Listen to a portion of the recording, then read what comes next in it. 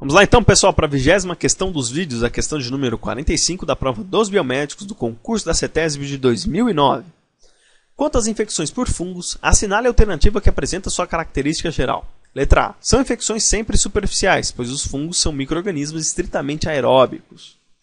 Letra B. A evolução da infecção usualmente é lenta. Letra C. Os fungos desencadeiam uma forte resposta imunológica humoral do hospedeiro humano, com abundante produção de anticorpos.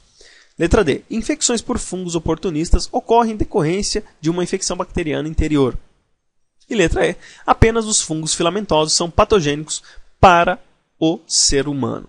Então vamos analisar o seguinte, né? A gente tem que entender um pouquinho da patogenicidade dos fungos. Uma pessoa normal, que tem um sistema imune funcional, que não tem nenhum problema aí, de imunossupressão, seja por uso de corticoides, seja por infecção por HIV, dificilmente vai ter uma infecção fúngica. Por quê? Os fungos, primeiro, eles crescem numa temperatura ótima de 25 graus Celsius, a grande maioria dos fungos. No nosso organismo, a temperatura ideal para a nossa sobrevivência é em torno de 37. Então, se os fungos nos infectam, eles vão ter que se adaptar a uma temperatura de 37 graus Celsius.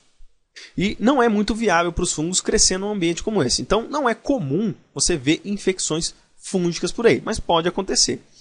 E essas infecções fúngicas, elas acontecem geralmente quando o indivíduo ele tem uma imunossupressão ou em ambientes na qual as infecções não ativam o sistema imune. É uma infecção superficial. Então, geralmente, tem pessoas que têm fungos nos cabelos e na pele, onde não acaba causando nenhuma resposta imunológica e não é nem prejudicial para o indivíduo, mas é uma infecção que é esteticamente desagradável. Então, é interessante se tratar. Mas não é comum os indivíduos serem acometidos por fungos. E eles também não ativam o nosso sistema imune com tanta intensidade como os vírus e as bactérias são capazes de ativar, por decorrência daquilo que eu falei. Eles sobrevivem e se proliferam numa temperatura ótima em torno aí de 25 graus Celsius.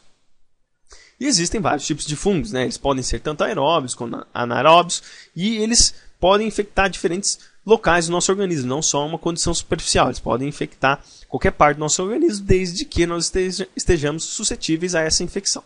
Então, com base nessas informações, a gente pode já, por exemplo, excluir a letra A, que fala que a infecção dos fungos são sempre superficiais. Não é verdade, pode ocorrer infecções em outros locais não superficiais, né? E fala que os fungos são estritamente aeróbicos, negativo, né? Tem muitos fungos que são anaeróbios, né? Ou são anaeróbios facultativos, não dependem de oxigênio para sobreviver, mas se o oxigênio estiver ali, não vai fazer a menor diferença. Então a gente já desconsidera a letra A. A letra C, por exemplo, que fala que eles desencadeiam uma resposta imunológica super forte nos humanos, é uma resposta humoral, isso também não está certo, porque o sistema imune ele é pouco ativado com a infecção fúngica. Né? E aqui também fala que infecções por fungos oportunistas ocorrem em decorrência de uma infecção bacteriana anterior. Não necessariamente. Se uma infecção bacteriana promover o desgaste do nosso sistema imunológico, pode ser com que fungos oportunistas acabem promovendo a sua infecção no nosso organismo.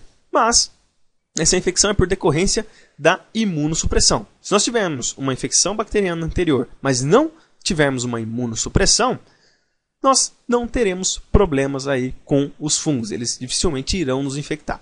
E aqui na letra E, que fala que apenas os fungos filamentosos são patogênicos para o ser humano, negativo. Uma doença clássica que acomete muitas mulheres aí é a infecção por Candida albicans, né? A infecção vaginal por Candida albicans, a candidíase vaginal. E a Candida albicans é um fungo em formato de levedura. Ele não é um fungo filamentoso, ele é uma levedura. Então, não são só os fungos filamentosos que são patogênicos, né? Alguns fungos na forma de levedura também o são.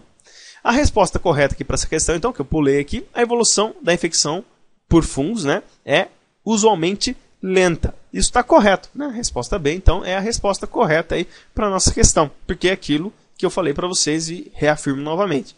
A grande maioria dos fungos tem a sua taxa de proliferação e produção de componentes a 25 graus Celsius. Como o nosso organismo está constantemente a 37 graus Celsius, é muito mais difícil para os fungos proliferarem e promoverem uma infecção no nosso organismo, porque eles têm que se adaptar a uma temperatura de 37 graus Celsius. Beleza? Então é isso aí, daqui a pouquinho a gente continua.